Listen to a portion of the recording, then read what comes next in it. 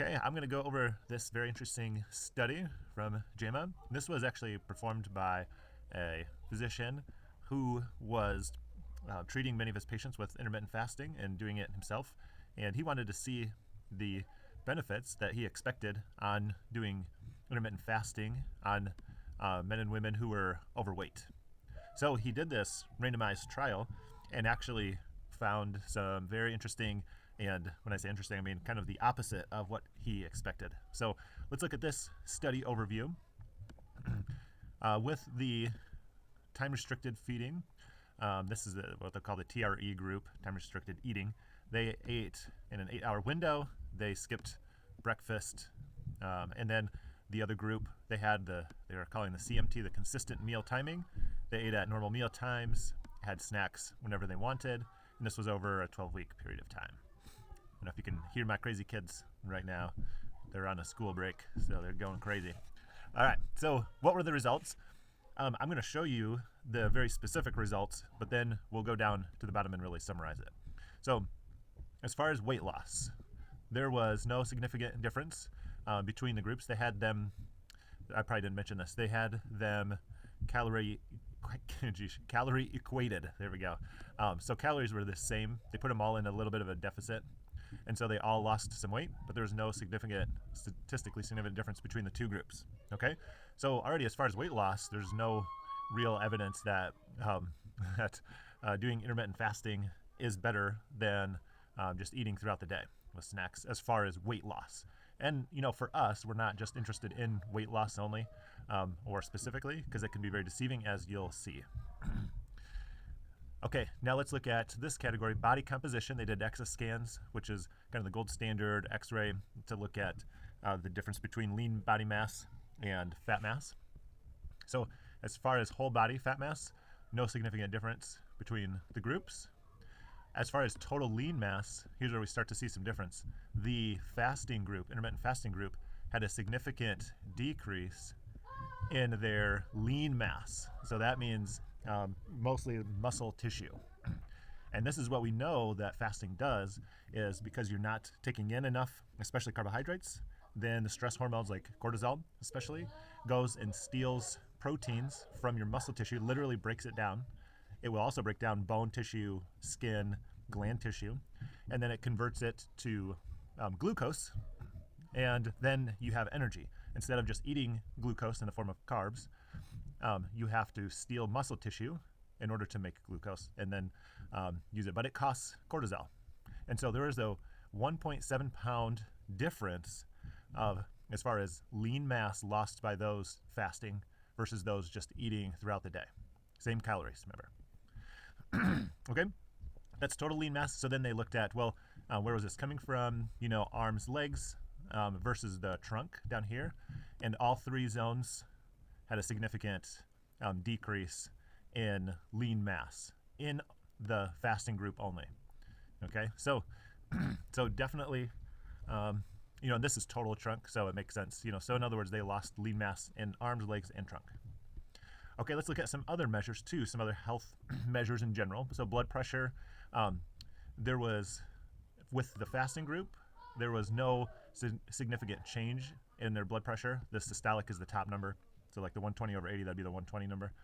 But this is interesting. In the group that ate all day, they had a significant decrease in their systolic blood pressure.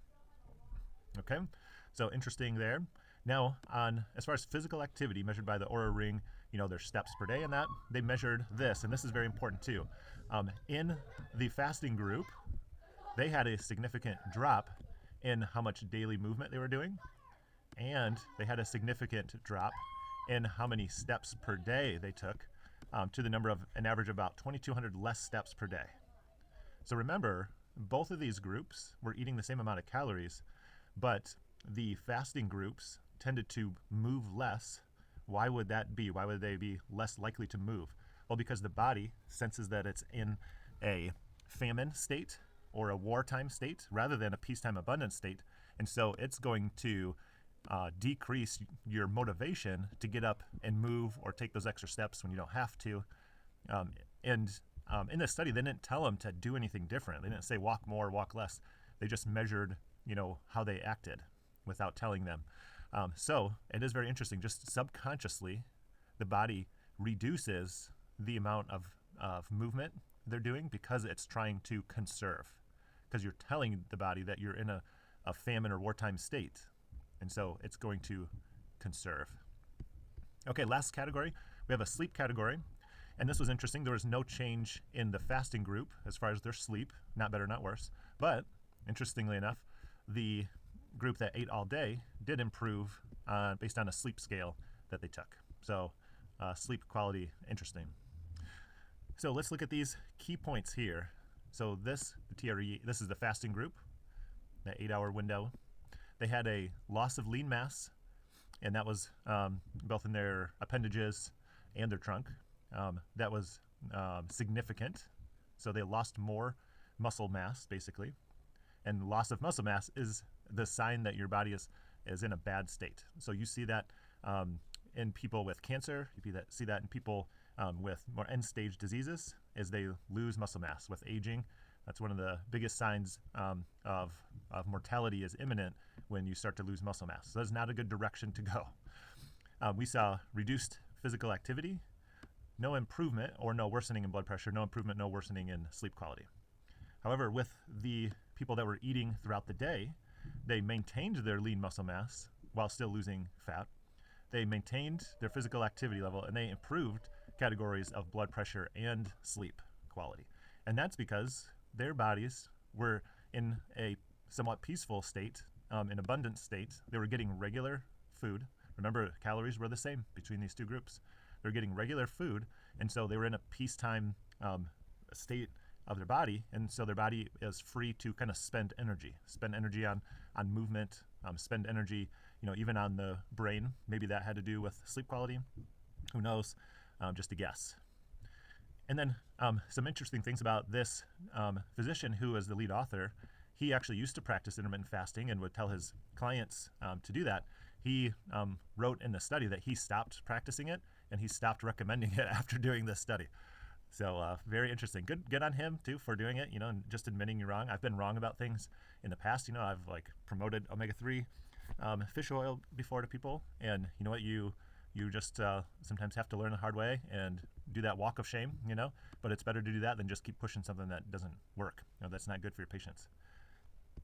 The overall main message that weight loss attempts, going into a calorie deficit without preservation of muscle and without actual health improvements is not beneficial. This is something they stated in the study. And then, I mentioned this. He abandoned it. He had practiced it for years and left it, abandoned it. Now, I'm not going to bring up all the other studies. This is just one study, but I have studies, and you can ask me for them. If you like them, I'll send them to you, that are associated with or caused by intermittent fasting. That would be things like hair loss, risk of heart disease, death, risk of early death by 30% increase with intermittent fasting, decrease in the androgens. So those androgens are the youth-associated hormones. That would be especially testosterone, both for women, but obviously for men, I should say, especially for men, but also for women too. It's important. So that and thyroid and progesterone and pregnenolone and DHEA, these are all, in general, these are our androgen hormones, and their main job is to reduce the stress hormones. So that would be, try to write it here, stress hormones, decrease the stress hormones. That would be the cortisol, adrenaline, glucagon, even serotonin and estrogen, all those hormones there. And speaking of stress hormones, aldosterone. So intermittent fasting increases aldosterone, which is usually leading to things like high blood pressure, and is definitely a stress hormone category. Intermittent fasting has been shown to significantly preserve visceral fat. So doing that is visceral fat is the fat around your organs, and that is a very dangerous kind of fat. Also gives the belly fat look you can see in a lot of people, even with, they have super skinny legs, super skinny arms, but huge belly. That's probably mostly visceral fat right there. And then lastly, increased lipolysis, fatty acid oxidation. These, most people would call these fat burning, but in other words, what it is it's a decrease in the ability to use carbohydrates, which is not good because the decreased ability to use carbohydrates leads to things like diabetes. It's not a problem of insulin is just bothering the cells too much, and so your cells start to ignore insulin. That's a false idea of a confused idea of diabetes. Diabetes is over fat burning to the point where you can't even utilize carbohydrates anymore. And then that's why the carbohydrates back up into the blood, not because your cells are just ignoring insulin, because they give the body insulin to push it in further. So that's probably another conversation. But this list of things is not looking so good. These outcomes for intermittent fasting, not looking so good. Now, we just talked about intermittent fasting. The fasting of days, a day or days, is even worse. So in some studies, they've shown, I think it was like a 4-day fast. When people lost weight, 80% of it was muscle mass. 80%, only 20% was fat. And that is almost the inverse of what you can do if you're eating throughout the day, especially doing carbohydrates throughout the day and electrolytes throughout the day. Even if you're eating less, you can do almost the opposite of that. So 80% muscle mass, again, tells us this is signaling stress to the body. That means you're using cortisol big time, because that's what breaks down your tissues. And I know there are some purported benefits to fasting, like autophagy. Well, let me explain that really quick. So autophagy is kind of like, so the idea is that it's cleaning up all the cell debris, and that's going to help you age and live longer. But there's a kernel of truth in there. So fasting does increase autophagy. However, fasting is also the reason that there's more of a mess created because of cortisol breaking down our tissues, like muscle tissue, bone tissue. The breakdown is what causes your body to have to increase autophagy. Other things that increase autophagy are eating carbohydrates too. So it actually does increase autophagy slightly, but it doesn't create a mess. Whereas fasting is like telling your kid to go pull all the sheets off the bed and pull all the toys out of the drawers and then go clean them up. You're not really getting ahead, in other words. You are increasing, the kid has to now clean his room and do more cleaning of his room. But if he didn't pull all the toys out of the drawer and pull the sheets out of the bed, then there wouldn't be so much to clean up, if that makes sense. Okay, so hopefully this study helped you get a little better view of fasting, especially intermittent fasting, and hopefully that was helpful. Send me any questions, I'll be glad to answer them.